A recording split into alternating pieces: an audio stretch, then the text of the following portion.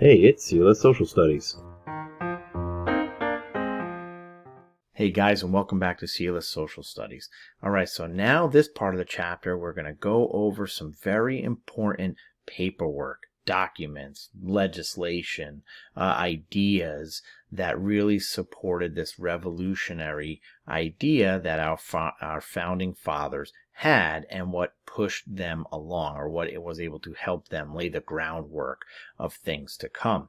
And one of these things was the Mecklenburg Resolves. Now, the North Carolina colony was quite a leader in this rebellion.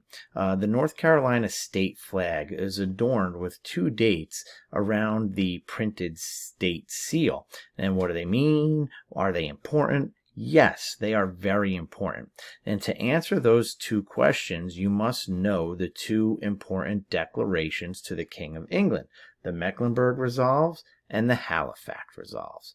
Now, we're going to call the date May 31st, 1775, the official Mecklenburg Resolve date. Now, there are debates on what the real date is, because some people feel that it was written beforehand and then lost, and then on May 31st is when we found it again. But we're going to go for that May 31st, 1775 date.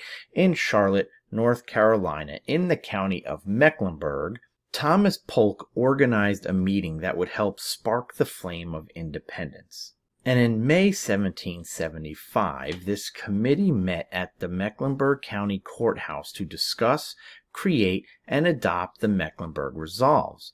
According to the North Carolina Department of Natural and Cultural Resources, the NCDNC, these resolves were a radical set of resolutions denying the authority of Parliament over the colonies and investing that power in the provincial Congress, meeting that same week in New Bern.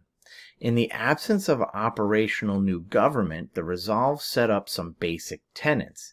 Anyone who received or exercised a commission from the crown was deemed an enemy to his country and subject to arrest. The county's militia companies were ordered to arm themselves and maintain vigilance.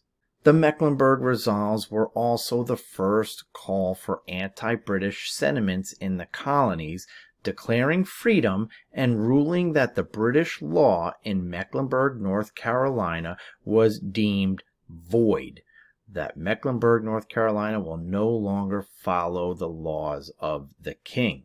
The NCDNC stated that the Mecklenburg Resolves were published in full in the North Carolina Gazette on June 16, 1775, and received wide circulation.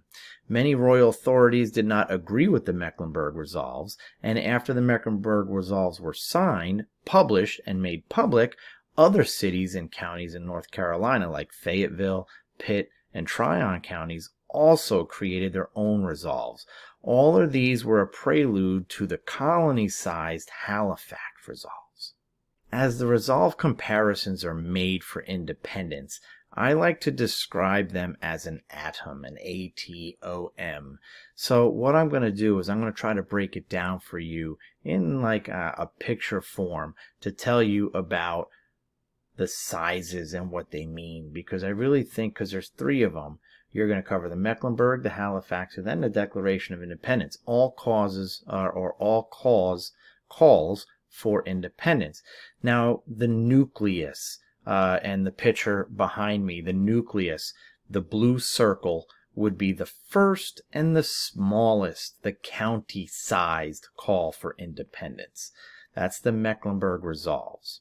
The Halifax Resolves would be the red circle, the colony of North Carolina, declaring independence from the king.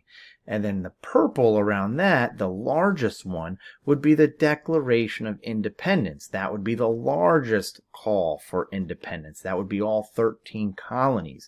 So you have to remember, it all has to start somewhere. And it started here in Mecklenburg County, North Carolina, for that first call of telling the British king, hey, your laws are no longer valid here. They are voided, and we are going to be independent from you, and we're going to put our militias on call to make sure that that happens.